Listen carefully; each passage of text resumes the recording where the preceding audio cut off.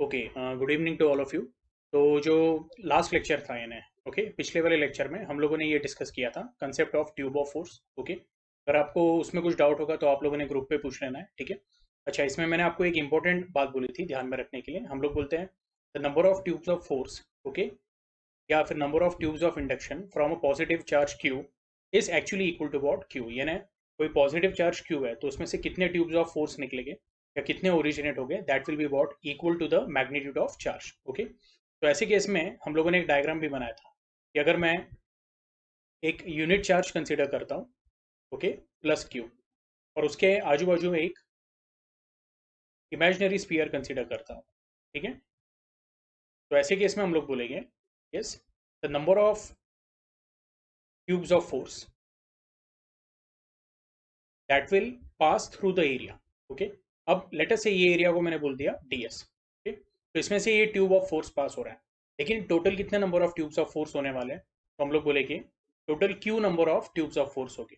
और अगर मैं एरिया ऑफ स्फीयर की बात करूँ तो मैं बोलूँगा एरिया ऑफ स्फीयर कितना होता है, टोटल सरफेस एरिया। तो ये कल हम लोगों ने देखा था लास्ट के कुछ 10-15 मिनट में। तो एरिया ऑफ स्फीयर होता है 4πr², गिवन दैट ये जो डिस्टेंस है, okay, this is what small r, radius of the sphere. Okay, और जो प्लस क्यू है वो हम लोगों ने सेंटर पे रखा हुआ है, ये आपको ध्यान में रखना है।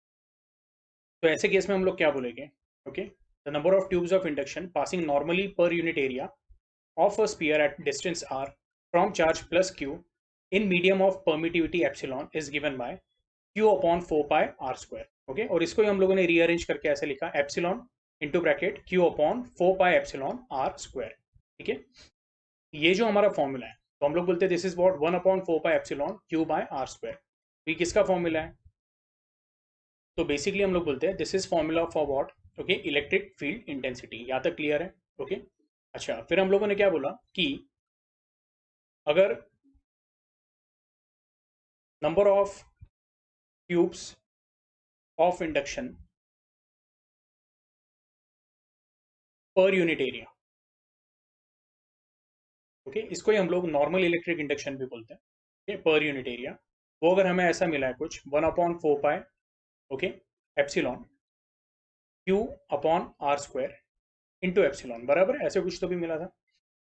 इसको हम लोगों ने क्या लिखा था, एप्सिलॉन इंटू ई, बराबर है, टेक्स्ट बुक के हिसाब से। ओके, तो हम लोग बोलेंगे तो ओवर एरिया ds कितना होगा, पर यूनिट एरिया इतना है, तो ds में से कितना पास होगा, तो एकदम सिंपल है, जो भी पर यूनिट एरिया है, ओके, उसको हम लोग वो वैल्यू जो है ds की, एरिया की, उससे क्या करेंगे, मल्टीप्लाई करेंगे। तो हम लोग बोलेंगे normal electric induction over area ds, ये हम लोगों ने क्या बोला था, it was epsilon into E into D s, ये याद है आप लोगों को? ओके, और ऐसे केस में हम लोग बोलेंगे कि अगर मैं टोटल नॉर्मल इलेक्ट्रिक इंडक्शन की बात करूं ओवर एरिया डी एस, तो वो हो जाएगा integration of epsilon E into D S. लेकिन इसमें भी एक बात ऐसी थी कि हम लोग बोलते हैं कि कंपलसरी नहीं है कि हर बार जो इलेक्ट्रिक फील्ड इंटेंसिटी है वो और जो एरिया वेक्टर है डी एस, वो एक दूसरे को पैरेलल होने वाले हैं। सपोज अगर मैं ऐसा बोलूंगा कि जो एरिया वेक्टर है और जो इलेक्ट्रिक फील्ड इंटेंसिटी वेक्टर है दोनों में एंगल थीटा है, ओके, तो हम लोग बोलेंगे यहाँ पे एक कंपोनेंट आ जाएगा जिसको हम लोग बोलेंगे कॉस थीटा। तो ये हो जाएगा आपका epsilon E d s cos theta. और हम लोगों ने बोला है क्योंकि यहाँ पे हम लोग पूरा एरिया एज्यूम कर रहे हैं, ओके, एनक्लोज्ड एरिया रहने वाला है, तो जो इंटीग्रेशन भी लेंगे तो यहाँ पे क्या लेने वाले हैं, we are going to take cyclic integral. Okay, इसको हम लोगों ने क्या बोल दिया है, this is your equation number 1। ये क्लियर है आप लोगों को? So we say the total normal electric induction over closed surface is cyclic integral of epsilon e cos theta ds।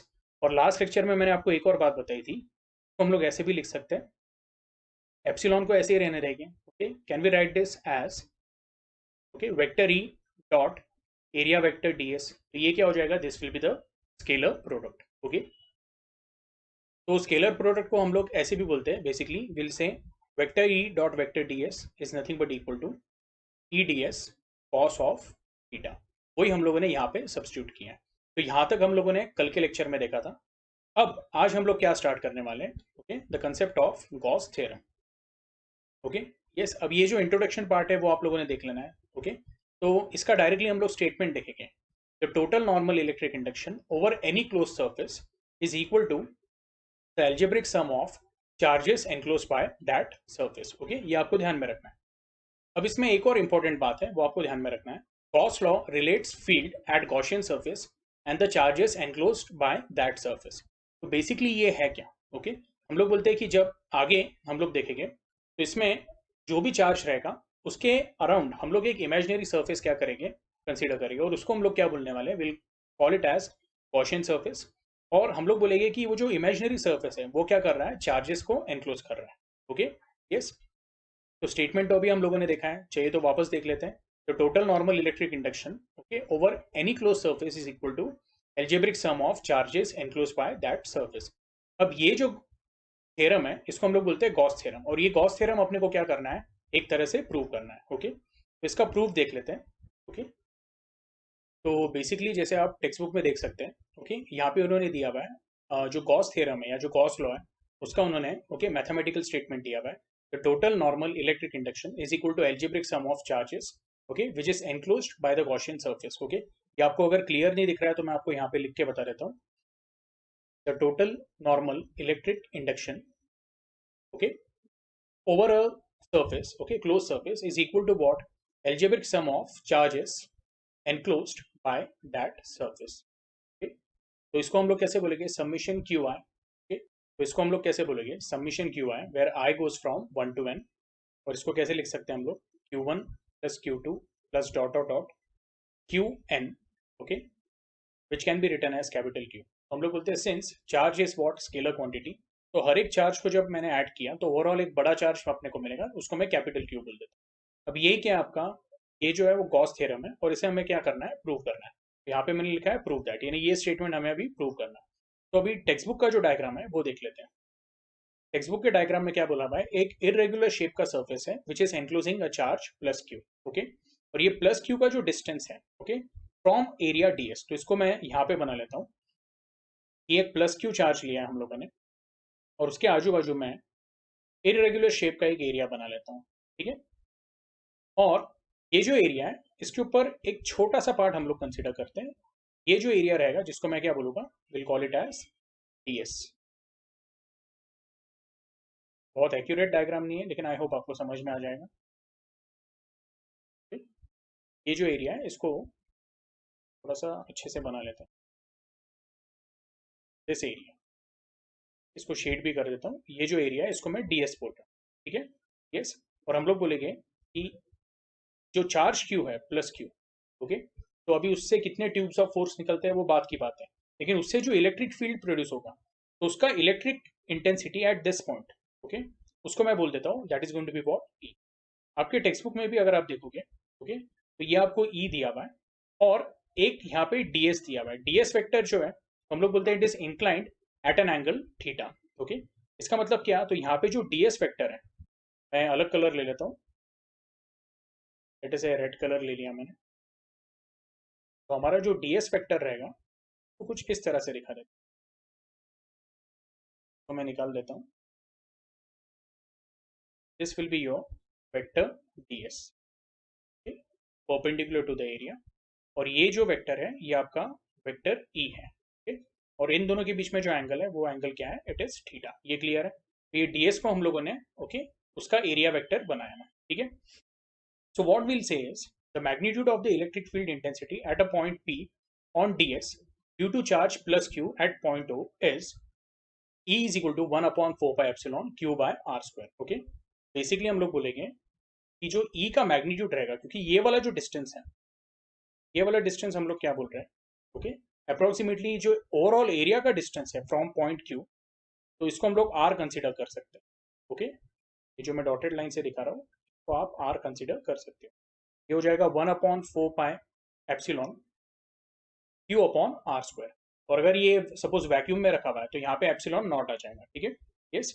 Now what we are saying is okay the direction of E is away from point O, let theta be the angle subtended by the normal drawn to the area ds with the direction of E। यानी जैसे अभी हम लोगों ने discuss किया हुआ है कि जो एरिया वेक्टर है ds और जो इलेक्ट्रिक फील्ड इंटेंसिटी है ओके, उसका जो वेक्टर है वेक्टर ई, उसके बीच में एंगल क्या है, थीटा है। ये तो आपको आया समझ में। तो यहाँ पे एक बात ध्यान में रखो, ये जो इलेक्ट्रिक फील्ड वेक्टर है इसका एक कंपोनेंट ले लेते हैं हम लोग। यहाँ पे ये जो एरो दिख रहा है, ओके, और ये जो कंपोनेंट है इसको मैं क्या बोलूंगा, I call it as e cos theta. Okay, या आप इसको वेक्टर ई कॉस थीटा भी बोल सकते हैं, ठीक है। तो ऐसे केस में हम लोग क्या बोलेंगे, okay, the normal electric induction over area ds। अभी इसका फॉर्मूला हम लोगों ने थोड़ी देर पहले ही देखा था।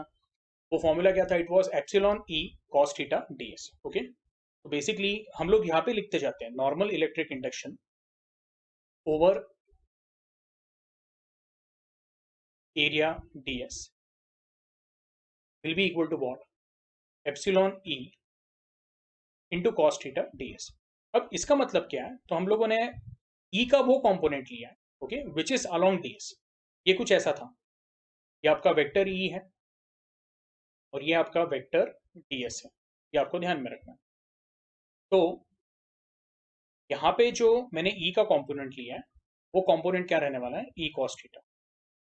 नॉर्मल इलेक्ट्रिक इंडक्शन लेते वक्त आपको ध्यान में रखना है, आप इलेक्ट्रिक इंटेंसिटी का वो कंपोनेंट लेंगे विच इज परपेंडिकुलर और normal to the area ds। ये आपको ध्यान में रखना है, यानी जो कंपोनेंट ई का एरिया ds को परपेंडिकुलर रहेगा आपको वो लेना है। ये आपको आया क्या समझ में, this is your area ds like this, ठीक है, ये क्लियर है। सो इसको मैं बोल देता हूँ this is your equation number 1, ठीक है। अब आगे हमें क्या करना पड़ेगा, तो हम लोग बोलेंगे the normal electric induction over area ds will become what. इसको हमने क्या किया है, ई का वहां पे हम लोगों ने वैल्यू सब्स्टिट्यूट, ई का वैल्यू क्या है, तो 1/4 pi epsilon q by r square into cos theta ds। इसमें q/4 पाई को क्या कर लिया है, बाहर ले लिया है, और हम लोग बोलेंगे ये जो पूरा है, okay, ds cos theta upon r square, इसको हम लोगों ने क्या बोल दिया है, dw या d omega. Now what exactly is d omega, हम लोग बोलेंगे d omega which is ds cos theta upon r square is the solid angle subtended by area ds at point o, ठीक है। ये सॉलिड एंगल बेसिकली क्या है, तो अगर हम लोग ये डायग्राम देखेंगे तो ये डायग्राम में एक कोन फॉर्म हो रहा है, ठीक है, यस। तो ये जो कोन है ये हम लोग क्या बोलने वाले हैं, this is what, this is the solid angle, ठीक है, यानी जो 3 डायमेंशन में हम लोग बोलते हैं, ओके, एंगल जो है। और ये किस में मेजर करते हैं हम लोग, तो हम लोग स्टेरेडियन में उसको मेजर करते हैं, बराबर है। अगर आपको याद होगा यूनिट्स एंड मेजरमेंट में हम लोगों ने देखे थे कि एक प्लेन एंगल होता है और एक सॉलिड एंगल होता है, ओके। तो जो 3 डायमेंशन में हम लोग एंगल कंसिडर करते हैं, ओके, यानी अभी ये एक पॉइंट है, ओके, और ये लेटर से अगर मैं स्मॉल एरिया ds कंसिडर कर रहा हूँ which is circular in shape, तो ये हम लोग क्या बोलेंगे कि ये जो एक फॉर्म हो रहा है वो कैसे फॉर्म होगा, it will be like a cone, okay, ये आपको आ रहा है समझ में। तो ये जो एंगल रहने वाला है, okay, this angle, this will be called as d omega, okay. और डी ओमेगा का जो वैल्यू है तो वो हम लोगों ने क्या लिया हुआ है, it is ds cos theta upon r square, ठीक है, yes. So what will say is आपको NEI, okay, normal electric induction over area ds, उसका वैल्यू क्या मिला है। तो यहाँ पे अगर हम लोगों ने देखा, चाहिए तो इसको पूरा सॉल्व कर देते हैं, ओके। इसको हम लोग कैसे लिख सकते हैं, NEI ओवर एरिया ds। इसको आप क्या करोगे, सिंपली आपने इसको अरेंज करना है, एप्सिलॉन और जो ई का वैल्यू है तो वो हम लोगों ने क्या डाला है, 1/4 pi epsilon, okay, q upon r square into ds, बराबर है। इसमें हम लोग क्या बोलेंगे, q/4 पाई, लेटर से इसको बाहर ले लिया हम लोगों ने, ओके।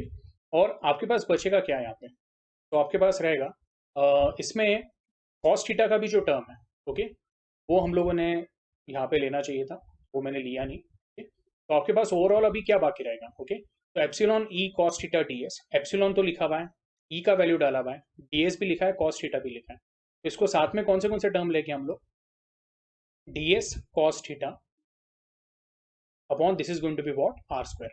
और इमेजिन करो ये दोनों जो एप्सिलॉन है वो क्या हो गए, कैंसिल हो गए, ठीक है, यस। ऐसे केस में इसको हम लोगों ने क्या बोला हुआ है, ds cos theta upon r square will be called as d omega which is the solid angle, okay। तो ये जो d omega है हम लोग क्या बोलते हैं, it is the solid angle subtended by the point charge q, okay, over area ds। यहाँ तक क्लियर है, okay। और उसको ही हम लोगों ने क्या बोला है, d omega बोला है, ठीक है, yes। तो q/4 pi into D omega is NEI over area ds। तो टोटल नॉर्मल इलेक्ट्रिक इंडक्शन जो रहेगा, ओके, दैट विल बी, अगर आपको चाहिए तो साइक्लिक इंटीग्रल भी ले सकते हो, ओके, ये हो जाएगा q/4 pi and this is going to be what d omega. इसमें से जो कांस्टेंट टर्म है, अभी हम लोग बोलेंगे चार्ज क्यू क्या है, उसका मैग्नीट्यूड चेंज नहीं होने वाला है, तो क्यू अपॉन 4 पाई को बाहर ले लेते हैं, आपके पास रहेगा साइक्लिक इंटीग्रल डी ओमेगा। और ऐसे केस में हम लोग बोलेंगे कि अगर मैं सॉलिड एंगल का अगर मैं इंटीग्रेशन लेता हूँ, यानी ये जो डी ओमेगा है, तो उसका इंटीग्रेशन स्पेस में कितना आने वाला है, तो हम लोग बोलते हैं कि सर्कल में जो टोटल एंगल रहता है एक साइकिल का, वो कितना रहता है, तो इट इज 2 पाई। यानी एक प्लेन में, एक साइकिल बोलने से अच्छा मैं बोलूंगा 2D, यानी एक प्लेन के अंदर जो टोटल एंगल रहता है तो वो 0 से स्टार्ट होता है, फिर ये हुआ आपका π/2, ये हुआ पाई, ये हुआ 3 π/2, तो ये तो मैं लिख देता हूँ यहाँ पे। तो ये आपका 3 π/2 हुआ, और ये एडिशनल अगर ये किया तो ये टोटल एंगल कितना होता है, 2 पाई होता है। लेकिन 3 डायमेंशन में हम लोग बोलेंगे ये जो टोटल एंगल रहेगा दैट विल बी वॉट 4 पाई। तो हम लोग बोलेंगे ये 4 पाई कैंसिल हो जाएगा और आपको मिलेगा total normal electric induction due to charge q. अभी सिर्फ क्यू कंसीडर कर रहे हैं, तो वो क्या रहने वाला है, it will be Q. Similarly मैं बोलूंगा यहाँ पे और भी बहुत सारे चार्जेस हैं, Q1, Q2, Q3, so on, dot dot dot Qn। तो हर किसी का जो हम लोग बोलेंगे, हर एक जो चार्ज है जो कंट्रीब्यूट करेगा, तो यहाँ पे हम लोगों ने इसी तरह से लिखा हुआ है, this is true for all electric charges enclosed by given closed surface. Total normal electric induction due to charge Q1 over closed surface is given by plus Q1, due to Q2 is given by plus Q2, and due to Qn is given by plus Qn। ठीक है, ये clear है। और हम लोग बोलेंगे कि जो overall total normal electric induction है, तो हम लोग बोलते हैं as charges are what scalar quantity, तो यहाँ पे हम लोग बोलेंगे Q1 plus Q2 plus Q3 dot dot dot Qn, ये सब ऐड हो जाएंगे। इसको हम लोग क्या बोलेंगे, this will B summation of Qi where I goes from 1 to n which is equal to what, capital Q। तो इस तरह से हम लोग क्या बोलते हैं, ये हमारा जो स्टेटमेंट है दिस वन, ये क्या हो जाता है, वी एक्चुअली प्रूव इट। बहुत ही सिंपल है, आई होप आपको आया है समझ में। पहले तो आपको ये ध्यान में रखना है प्लस क्यू जो है इट इज प्लेस्ड इनसाइड एक हाइपोथेटिकल, या फिर हम लोग ऐसे बोलेंगे इमेजिनरी एक सरफेस है जो इररेगुलर शेप का है। वो इररेगुलर शेप पे हम लोग बोलते हैं कि एक छोटा सा एरिया ds कंसिडर करते हैं, और वो ds पे जो सॉलिड एंगल पॉइंट क्यू या पॉइंट चार्ज क्यू जो सबटेंड करने वाला है, उसको हम लोग डी ओमेगा बोलेंगे। ठीक है, और फिर ये तो आपको समझाइए कि यहाँ से जो इलेक्ट्रिक फील्ड आने वाला है, तो वो इलेक्ट्रिक फील्ड जो है वो एरिया वेक्टर के साथ जो एंगल बनाता है that is called as what d theta. तो ये कुछ पॉइंट जो है, ये डायग्राम जो है, आपको ध्यान में रखना। अभी आप लोगों का रिटर्न पेपर नहीं है, लेकिन ये कंसेप्ट जो है वो आप लोगों ने क्या करना है, इसका पिक्चर आप लोगों को अच्छे से ध्यान में रहना चाहिए कि एग्जैक्टली हम लोगों ने गॉस थ्योरम कैसे डिराइव किया। ठीक है, यस। तो आई होप आपको ये अच्छे से समझ में आया। ठीक है, अब ये जो पूरा पार्ट है इसको मैं क्लियर करता हूँ। इसके बाद जो अगला कंसेप्ट है that is applications of Gauss theorem. उसमें जो फर्स्ट है that is electric field intensity at a point outside a charge conducting sphere. अब इसमें एक दो बातें ये ध्यान में रखनी है कि हम लोग एक स्फीयर कंसिडर कर रहे हैं। ठीक? वो स्फीयर पे हम लोगों ने यूनिफॉर्मली चार्ज डिस्ट्रीब्यूट किया हुआ है। ठीक है, और ये जो स्फीयर है इसका जो रेडियस है वो हम लोग क्या बोलने वाले हैं, it is going to be capital R. ठीक है, और ये स्फीयर के अराउंड हम लोग एक और इमेजिनरी स्फीयर कंसिडर कर रहे हैं। आप इसको कॉन्सेंट्रिक स्फीयर भी बोल सकते हैं, यानी जो पहला वाला स्फीयर है, जो एक्चुअली आप इसको, जो चार्ज स्फीयर है हमारा, उसका जो सेंटर, और ये जो इमेजिनरी गॉसियन स्फीयर जो है, क्योंकि हम लोग क्या बोलते हैं गॉसियन सरफेस क्या रहेगा, 3 डायमेंशनल रहेगा। तो ये जो मेटेलिक स्फीयर है, चार्ज मेटेलिक स्फीयर, उसके आजू बाजू हम लोग क्या कंसीडर कर रहे हैं, we are considering what, an imaginary surface which is also what, ये सरफेस है ना एक टाइप का एरिया है, तो वो जो सरफेस है वो स्पेरिकल सरफेस कंसिडर करेंगे। और ये जो स्पेरिकल सरफेस रहेगा, इमेजिनरी स्पेरिकल सरफेस, तो इसका जो रेडियस रहने वाला है, that will be what, small r. और दोनों जो स्पीयर है, इमेजिनरी और ये जो हमारा मेटेलिक स्पीयर है, दोनों का सेंटर क्या है, इट इज स्मॉल सी। ये क्लियर है। अब हम लोग क्या बोल रहे हैं, ठीक है, कि जैसे आप डायग्राम में देख रहे हैं, यहाँ पे अगेन उन्होंने सेम स्ट्रेटेजी यूज की है। ये जो ओवरऑल जो गॉसियन सरफेस जो है, यानी जो गॉसियन स्पीयर कंसिडर किया है, उस पर उन्होंने एक छोटा सा क्या किया हुआ है, एक एरिया कंसिडर किया है। ठीक है, हम लोग क्या करेंगे, यहाँ पे मैं वो एरिया बना देता हूँ लाइक दिस। ओके, अब आपको एक और बात ध्यान में रखनी है कि अगर एक स्पेरिकल बॉडी है जिसके ऊपर मैंने यूनिफॉर्मली चार्ज डिस्ट्रीब्यूट किया है, तो हम लोग बोलेंगे इसके जो लाइंस ऑफ फोर्स रह गए वो कैसे निकलेंगे, विद रिस्पेक्ट टू सेंटर हम लोग बोलेंगे ये सरफेस पे से नॉर्मली बाहर निकलेंगे। यानी अगर ये लाइंस ऑफ फोर्स को मैंने पीछे की तरफ एक्सटेंड किया, जो कि वो अंदर की तरफ नहीं रहती, ये बात ध्यान में रखो, सरफेस के अंदर नहीं रहने वाली है, सरफेस के बाहर, यानी जो चार्ज सरफेस है उसके ऊपर ही रहेगी। लेकिन फिर भी मैंने डॉटेड लाइन से क्या किया, इसको पीछे की तरफ एक्सटेंड किया।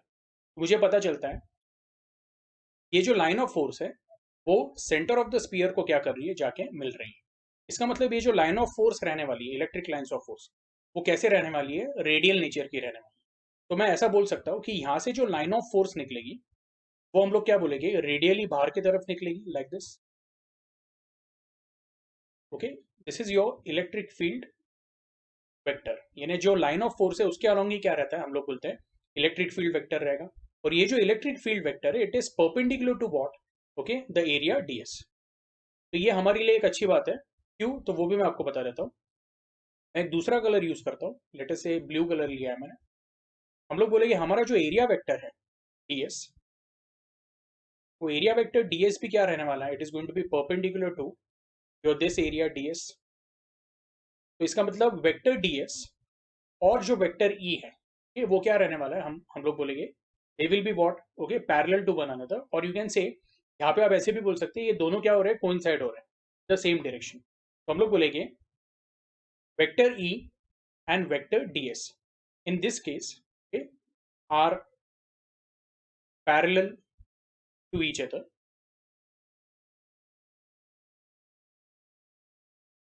तो ऐसे केस में हम लोग क्या बोलेंगे कि vector E dot vector d s will be E d s cos of theta, लेकिन पैरेलल टू ईच अदर, यानी थीटा का वैल्यू क्या रहेगा, जीरो। तो ये हो जाएगा E d s cos zero. Cos zero क्या आने वाला है, वन। तो ये आपको मिलेगा, it will be simply E into D s. ये एक इंपॉर्टेंट रिजल्ट है। फिर हम लोग बोलते हैं normal electric induction over area d s. तो वो हम लोग क्या बोलते हैं, it is epsilon E d s cos theta. लेकिन epsilon E d s cos theta का वैल्यू क्या है, तो अभी हम लोगों ने यहाँ पे निकाला हुआ है। Actually epsilon E d s cos theta का नहीं, जो ये वाला है ई डी एस कॉस थीटा, उसका वैल्यू क्या मिला हमें, ई डी एस। तो जो ई डी एस कॉस थीटा को मैं इस तरह से सब्स्टिट्यूट कर देता हूँ, this will B epsilon into E into D S. This is your equation number second. And will say total normal electric induction over Gaussian surface. अब ये जो गॉसियन सरफेस है वो क्या है, तो it is actually sphere, Gaussian sphere भी बोल सकते हो। That will be again cyclic integral, अभी फिलहाल सिर्फ इंटीग्रेशन यूज कर रहा हूं मैं, epsilon E d s cos theta. लेकिन epsilon E d s cos theta में हम लोग बोलते हैं इसको आगे सॉल्व किया तो क्या मिलता है, directly epsilon E d s. तो ये जो पूरा वैल्यू है, ये वैल्यू पहले लिख लेता हूं भले ही मैं, okay, epsilon E d S cos theta, okay, this will be written as what, integration of epsilon e ds। ये हम लोगों ने सॉल्व किया हुआ है, cos थीटा का वैल्यू क्या है, वन। तो ऐसे केस में हम लोग बोलेंगे इसमें से जो कांस्टेंट टर्म है वो बाहर आ जाएगी, तो हम लोग बोलेंगे total normal electric induction will be equal to, epsilon बाहर आ जाएगा, ई बाहर आ जाएगा, cos जीरो तो वन हो गया, बचेगा क्या हमारा, सिर्फ ds बाकी रहेगा, ठीक है। और बाय गॉस थ्योरम, ओके, हम लोग क्या बोलेंगे, according to Gauss theorem total normal electric induction over any enclosed surface, यानी यहाँ पे जो स्पीयर है, इमेजिनरी स्पीयर, उसमें हम लोगों ने बेसिकली क्या रखा हुआ है, एक चार्ज स्पीयर रखा हुआ है। और ये चार्ज स्पीयर का जो टोटल चार्ज है वो क्या है, इट इज क्यू। ये आपको ध्यान में रखना है। मैं बोलूंगा इसका वैल्यू क्या हो जाएगा, it will become equal to q is equal to epsilon E. और ये जो है, अगर आपको यहाँ पे साइक्लिक इंटीग्रल डालना है वो भी डाल सकते हो, साइक्लिक इंटीग्रल ऑफ डीएस। तो इसका जो ओवरऑल टोटल एरिया आएगा, स्मॉल डीएस जो है, it is part of what, an imaginary sphere. उसका जो टोटल एरिया रहेगा वो क्या रहेगा, that will be equal to area of the sphere which is 4πr²। इसको रीअरेंज किया तो आपको मिलेगा E is nothing but equal to q upon epsilon 4πr²। आप इसको ऐसा भी लिख सकते हो, 1/4π एप्सिलॉन क्यू बाय आर। ये हो गया आपका derivation for electric intensity, okay, at a point, okay, outside a charged conducting sphere at distance r. अब आपको ये बात ध्यान में रखना है, ये जो डिस्टेंस आ रहा है आप वो यहाँ से नहीं मेजर कर रहे हो, वो आप सेंटर ऑफ स्पीयर से ही मेजर कर रहे हो। इसमें आप एक असम्पशन ऐसा भी ले सकते हो, जो स्पीयर है उसका साइज क्या है, वो काफी कम है, और जो गॉसियन सरफेस है या गॉसियन स्पीयर है उसका साइज क्या है, काफी ज्यादा है। तो हम लोग बोलते हैं आर का value is quite greater than small r. ये आपको ध्यान में रखना है, ठीक है, ये क्लियर है। अब इसमें एक और कंसेप्ट दिया हुआ है कि हम लोग यहाँ पे सरफेस चार्ज डेंसिटी डिफाइन करते हैं। Now what is surface charge density, उसको हम लोग सिग्मा बोलेंगे। Sigma is given by what, small q upon capital A, okay, यानी small q upon the entire area of what, हम लोग बोलेंगे जो चार्ज स्पीयर है, ओके, यस, जो कंडक्टिंग स्पीयर है, चार्ज स्पीयर है, ओके, उसका एरिया क्या रहने वाला है, okay, total surface area 4 pi capital R square. तो क्यू का वैल्यू क्या हो जाएगा, it will become 4 pi r square into sigma. अब ये जो 4 pi r square into sigma है वो वैल्यू हम लोग किस में सब्स्टिट्यूट करेंगे, तो हमारा ये जो इक्वेशन मिला था हमें, E is equal to 1 upon 4 by epsilon q by r square, okay. तो क्यू के जगह पे हम लोग क्या डाल रहे हैं यहाँ पे, वी आर सब्स्टिट्यूटिंग क्यू का value which is 4 pi r square into sigma. इसमें हम लोग बोलेंगे 4 पाई कैंसिल हो जाएगा, और कौन सा टर्म कैंसिल होगा, नहीं, ओके, मेरे ख्याल से 4 पाई कैंसिल होगा और आपके पास E का वैल्यू आएगा capital R square into sigma upon epsilon into small r square, where capital R is what, तो हम लोग बोलते हैं it is, okay, radius of the conducting sphere, okay, या charge sphere, and small r is what, it is radius of Gaussian sphere, ठीक है, ये आपको ध्यान में रखना है। Now this is electric field intensity at a point outside the charge conducting spear in terms of surface charge density. अब हम लोग क्या बोलेंगे, सपोज अगर मेरे को इलेक्ट्रिक इंटेंसिटी निकालना है at a point very close to the sphere, यानी ये पॉइंट पे निकालना है सब, तो ऐसे केस में हम लोग बोलेंगे आर का जो वैल्यू है it is approximately equal to what, the radius of the sphere itself, यानी इतना दूर नहीं जाके मैं ऐसा बोलूंगा गॉसियन सरफेस हमारा कुछ ऐसा ही रहेगा, very close to the original sphere. तो आर और कैपिटल आर का वैल्यू क्या ऑलमोस्ट सेम है, तो उसमें हम लोग बोलेंगे कि जो यहाँ पे हमें मिला था R square upon small r square, वो ऑलमोस्ट कैंसिल हो जाएगा और आपके पास क्या रहेगा, capital E will be equal to what, sigma upon epsilon not, और you can say sigma upon epsilon not into k, okay, ये के क्या है, तो हम लोग बोलते हैं इट इज डाइलेक्ट्रिक कांस्टेंट। अच्छा, ये जो सिग्मा है ये ध्यान में रखो, this is called as surface charge density. यहाँ पे ये जो टॉपिक है उसमें हम लोग सरफेस चार्ज डेंसिटी भी देखने वाले हैं, लीनियर चार्ज डेंसिटी भी देखने वाले हैं। तो इसका यूनिट क्या आने वाला है, ओके, सिग्मा का unit it will be coulomb per metre square. ये क्लियर है आप लोगों को। इसके बाद नेक्स्ट कंसेप्ट देखते हैं। तो जो अभी नेक्स्ट कंसेप्ट है that is of electric field intensity at a point outside an infinitely long charge conducting cylinder. यानी अभी ये बेसिकली क्या है, तो हम लोग बोलते हैं जैसे एक नॉर्मल वायर होती है, तो वायर का शेप कैसा रहता है, सिलिंड्रिकल रहता है। तो यहाँ पे हम लोग एक काफी लॉन्ग सिलिंड्रिकल एलिमेंट कंसिडर कर रहे हैं, ओके, यस, एलिमेंट या फिर इसको आप ओके सिलेंडर भी बोल सकते हैं, लेकिन इसके जो एंड्स है वो स्पेसिफाई नहीं किए, इसलिए उन्होंने क्या बोला हुआ है, infinitely long charge conducting cylinder, ठीक है। और अगर मैं बोल रहा हूँ कि ये इन्फाइनेटली लॉन्ग है तो उसके ऊपर टोटल चार्ज कितना रहेगा ये हम लोगों को पता नहीं है। तो यहाँ पे हम लोग क्या करेंगे, एक टर्म डिफाइन करते हैं जिसको बोलते हैं, ओके, लीनियर चार्ज डेंसिटी, ठीक है, that is equal to total charge, okay, which is on what, which is on the infinitely long cylinder, okay, upon the length of the cylinder। ये आपको ध्यान में रखना है, ठीक है, यस। और ये जो लीनियर चार्ज डेंसिटी है, ओके, जिसको चार्ज पर यूनिट लेंथ भी बोलते हैं हम लोग, इसको हम लोग क्या बोलेंगे, small q. It is equal to what, okay, small q is equal to capital Q upon l. अब पिछले केस में जो स्मॉल क्यू था वो क्या था, that was the charge, total charge which was distributed on what, conducting sphere. यहाँ पे स्मॉल क्यू क्या है, तो हम लोग बोलेंगे इट इज चार्ज पर unit length which is distributed on what, which is distributed on infinitely long cylinder। ये क्लियर है। तो इसमें आपको बस ये ध्यान में रखना है, यहाँ पे पहले वाले केस में Q का जो यूनिट था दैट वाज कूलम, और यहाँ पे जो Q का यूनिट रहने वाला है it is going to be coulomb per metre. मैं एक काम करता हूँ, ये स्क्रीन जो है इसको मैं थोड़ा क्लियर कर देता हूँ। तो जो हमारा अभी अगला डेरिवेशन रहने वाला है, ओके, अगला डेरिवेशन या अगला एप्लीकेशन बोलो आप, ओके, वो किसके लिए रहने वाला है, तो we are going to say for an infinitely long conducting cylinder, इसको आप कंडक्टर भी बोल सकते हो क्योंकि सीईटी में बहुत बार इन्फाइनेटली लॉन्ग कंडक्टिंग सिलेंडर के जगह पे सिंपली कंडक्टर भी आता है, और इसके ऊपर हम लोगों ने क्या किया हुआ है, चार्ज क्यू डिपॉजिट किया हुआ है। ये जो चार्ज क्यू है हम लोग बोलेंगे, ये हम लोग कंसिडर कर रहे हैं on the curve surface area of the cylinder. Okay, उसका जो बेस एरिया है वो हम लोग कंसिडर नहीं करने वाले, और यहाँ पे हम लोग क्या डिफाइन कर रहे हैं, चार्ज पर unit length. Okay, which is nothing but linear density of charge. ठीक है, अब ये जो लीनियर डेंसिटी ऑफ चार्ज है इसको क्या बोला हुआ है, स्मॉल क्यू।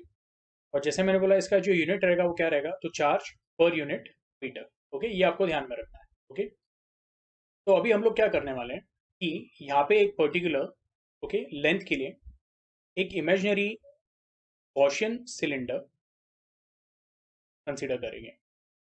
यानी इमेजिनरी गॉसियन सिलेंडर यानी क्या, तो हम लोग बोलने वाले हैं कि जो ओरिजिनली हमारा चार्ज्ड कंडक्टिंग सिलेंडर है जिस इन्फाइनेटली लॉन्ग, ये उसका एक्सेस है, उसका एक्सेस और ये जो डॉटेड लाइन का जो सिलेंडर बनाया मैंने, ओके यस, तो वो सिलेंडर के एक्सेस क्या रहने वाला है, it is going to be same.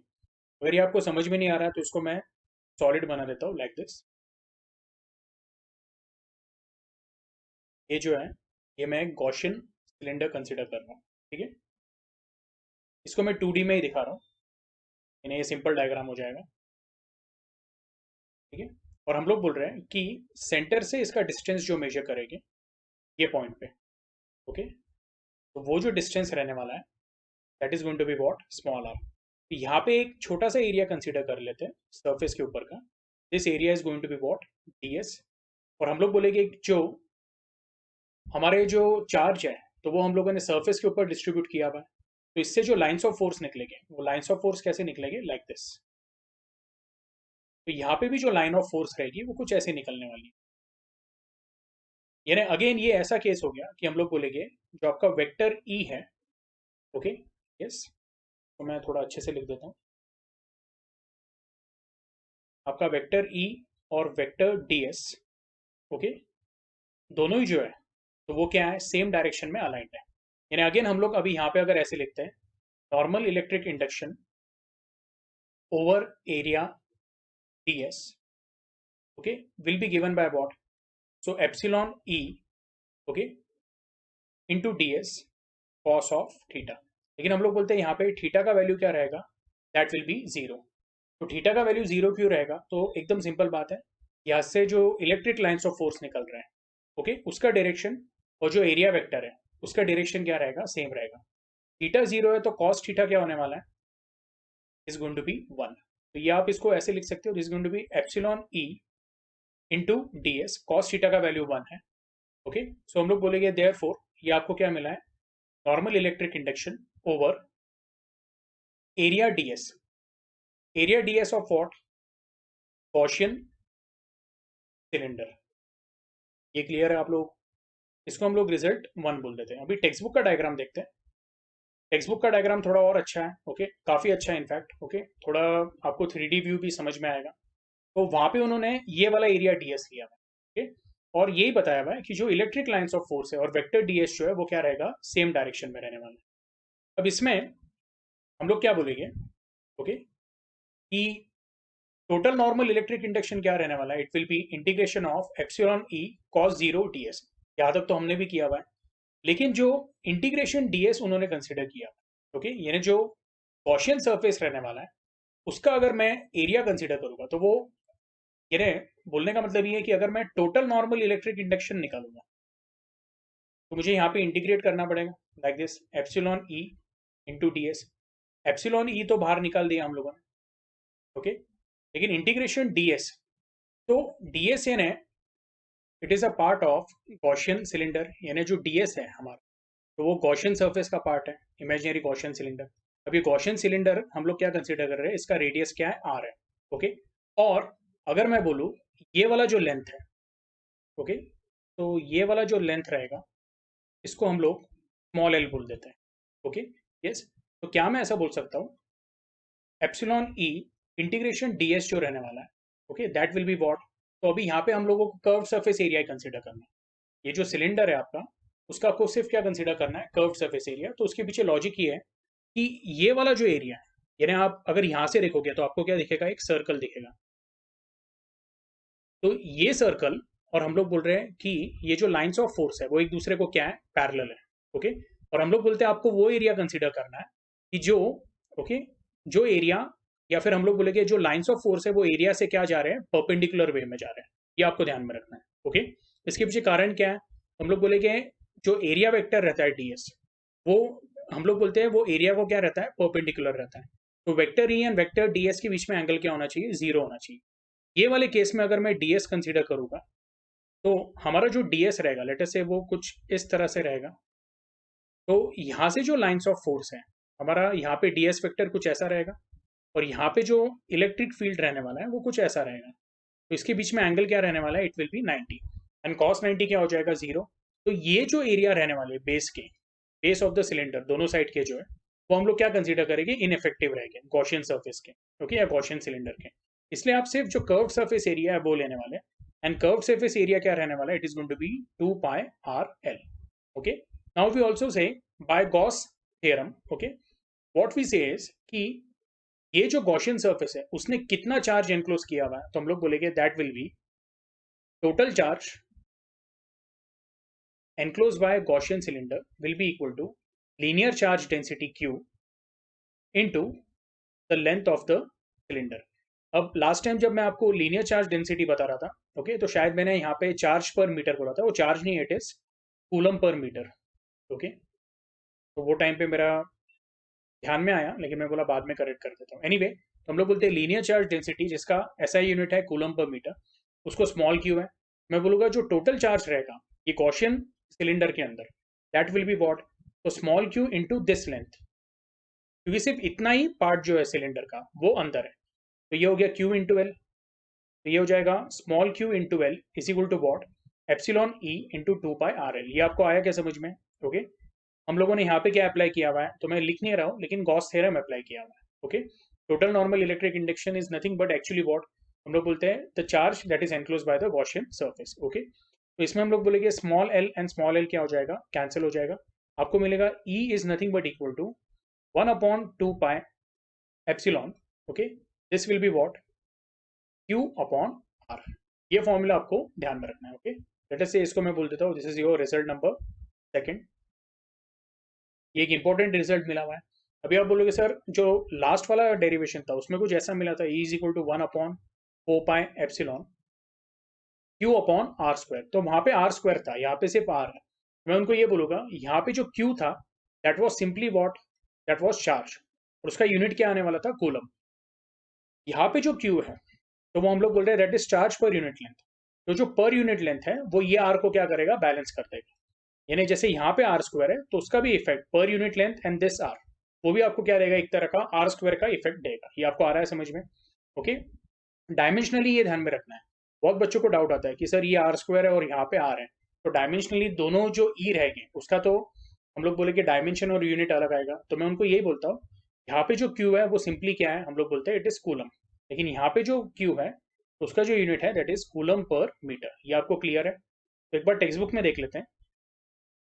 Text book में भी हम लोग बोलेंगे the total surface area of curve surface of Gaussian cylinder that will be, उन्होंने algebraic sum of charges enclose by Gaussian cylinder क्या लिया है, क्यू इंटू एल, वो सब्स्टिट्यूट किया, आपको मिला E is equal to what, 1/2 pi epsilon q by r. ठीक है, यहाँ तक क्लियर है? This is electric field intensity at a point outside a charge conducting sphere. Okay, अब इसमें आपको एक बात ध्यान में रखनी है, ठीक है, कि अगर हम लोग बोलते हैं if the point P lies on the surface of the cylinder then small r will be equal to what, capital R। Okay, इसका मतलब क्या, तो बेसिकली इसका मतलब क्या कि हम लोग बोल रहे हैं point P lies on the surface of the cylinder, okay, A, then small r is equal to capital R। यानी ये जो पॉइंट है, ओके, वो अगर मैं if I bring it very close to the charged cylinder, okay, तो ऐसे case में हम लोग बोलेंगे स्मॉल आर, और जो सिलेंडर का हम लोग बोलेंगे रेडियस है, सिलेंडर का रेडियस है ना ये रहने वाला है, इसको हम लोग बोलेंगे कैपिटल आर। तो अगर पॉइंट बहुत ही क्लोज है, ओके, या it is just outside what, हम लोग बोल रहे हैं चार्ज्ड, ओके, जस्ट आउटसाइड और ऑन द चार्ज्ड सिलेंडर, तो ऐसे केस में स्मॉल आर का वैल्यू क्या रहेगा, it will be equal to capital R. और जो आपका ई का वैल्यू होने वाला है that will be 1/2 pi epsilon okay q upon capital R. तो आई होप आपको ये फॉर्मूला बेसिकली समझ में आया है। Okay, electric intensity just outside okay the charge conducting cylinder will be given by 1/2 pi epsilon q upon r. ये clear है? ठीक है। अब इसको अगर हम लोग या इसका जो सेकंड केस है वो देखेंगे, if the point P lies inside the charge cylinder A, then हम लोग बोलेंगे क्यू का वैल्यू क्या है, it is equal to 0, therefore E is equal to 0। तो हम लोग बोलते हैं इनसाइड द सिलेंडर, हम लोग बोलते हैं कुछ चार्ज ही एक्सिस्ट नहीं होता है। ठीक है, या फिर आप इसको ऐसे भी बोल सकते हो कि जो लाइंस ऑफ फोर्स है वो सिर्फ बाहर एग्जिस्ट होती है। ओके, ये बात आपको ध्यान में रखना है। इनसाइड सिलेंडर हम लोग बोलते हैं लाइंस ऑफ फोर्स क्या है, 0। तो टोटल नॉर्मल इलेक्ट्रिक इंडक्शन का यहाँ पे वैल्यू क्या रहने वाला है, inside the cylinder it will B 0। Okay, ये क्लियर है आप लोगों को? ओके, इसके बाद जो आपका नेक्स्ट है that is electric field intensity at a point near and outside a surface of charge conductor of any shape. अब ये बहुत ही सिंपल है, मैं ये पार्ट को क्या करता हूँ, क्लियर कर देता हूँ। तो हम लोग क्या बोल रहे हैं कि एक इरेगुलर शेप का बॉडी है, ठीक है, and just outside the body. अब ये पहले जो बॉडी है इसके ऊपर हम लोगों ने क्या किया हुआ है, तो यूनिफॉर्मली या फिर ऐसे बोल सकते हो सिंपली चार्ज क्यू डिस्ट्रीब्यूट किया हुआ है। तो अगर मैं बोलूँगा कि total area of this irregular shape body is a और उसके ऊपर चार्ज क्यू डिस्ट्रीब्यूट किया हुआ है, तो हम लोग बोलेंगे सिग्मा क्या रहेगा, it will be q upon A. ठीक है, अब हम लोग क्या बोल रहे हैं, यहाँ पे एक पॉइंट है विच is just outside the charge conducting body, ये आपको ध्यान में रखना है। अभी जस्ट आउटसाइड है लेकिन मैं थोड़ा सा डिस्टेंस दिखा रहा हूँ, क्यों, तो हम लोगों का डायग्राम आपको क्लियर समझ में आना चाहिए। ये पॉइंट को मैं ए बोल देता हूँ। इसके अराउंड मैं क्या करता हूँ, एक सर्क्यूलर छोटा सा एरिया कंसिडर करता हूँ, that is going to be what, ds. ठीक है, ये सर्क्यूलर एरिया कोई पैरेलल, मैं एक और एरिया यहाँ पे ड्रॉ कर लेता हूँ, जो एरिया है ओके, तो हम लोग बोलेंगे it is parallel to what, this area.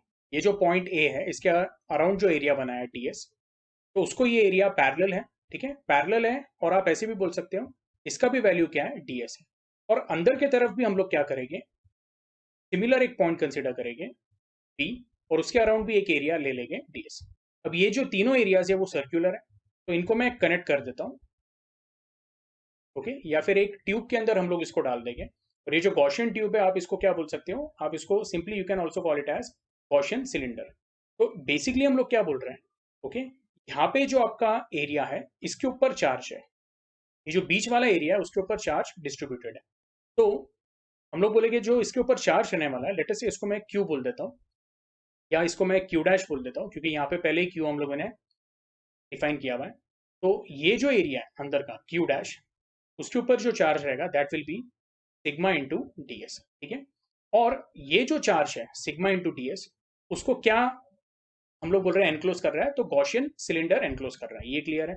तो अभी यहाँ पे हम लोग कैसे बोलेंगे, जैसे आपके टेक्स्ट बुक में दिया हुआ है, consider a positively charge conductor of any shape. ठीक है, उसके ऊपर हम लोगों ने बोला let A be the point which is just outside and near the surface of the charge conductor. To find the electric intensity at A, imagine an infinitesimal area ds on the charged conductor. Imagine point B which is just near and inside the surface of the conductor. ये आपको आया समझ में? ठीक है, और एक और एरिया लिया है ds ओके, हम लोग बोलेंगे charge enclosed by the area ds will be sigma into ds.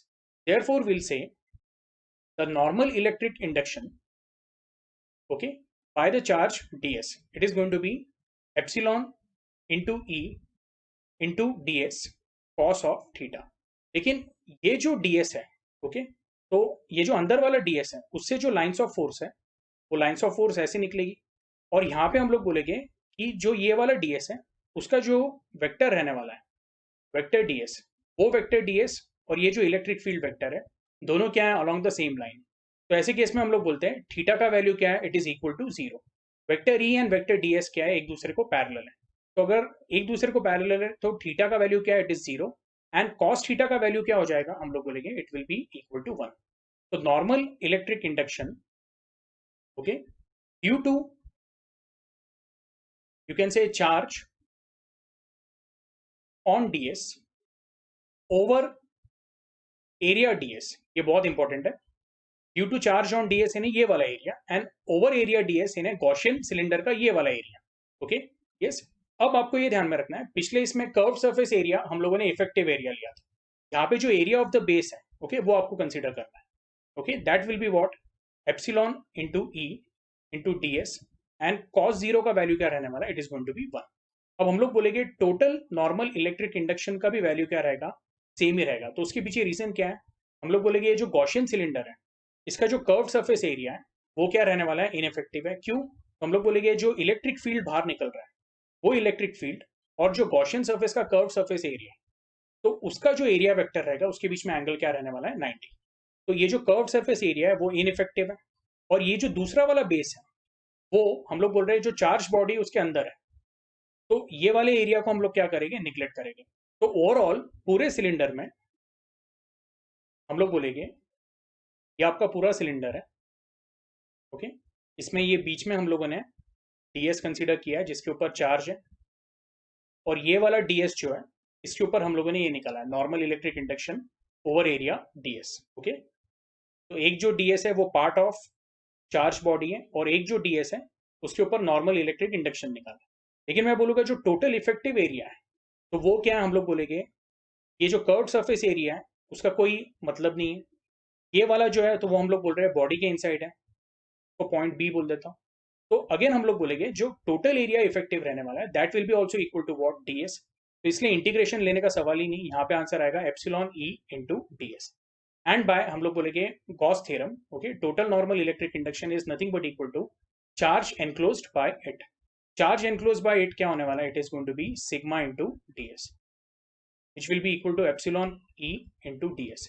ds दोनों तरफ से क्या हो जाएगा, कैंसिल हो जाएगा, और आपको मिलेगा E will be equal to what, sigma upon epsilon, or you can say sigma upon epsilon naught into k। ये क्लियर है आप लोगों को ओके, आपके टेक्स्ट बुक में भी यही दिया हुआ है, तो एक बार ध्यान से देख लेना है ठीक है।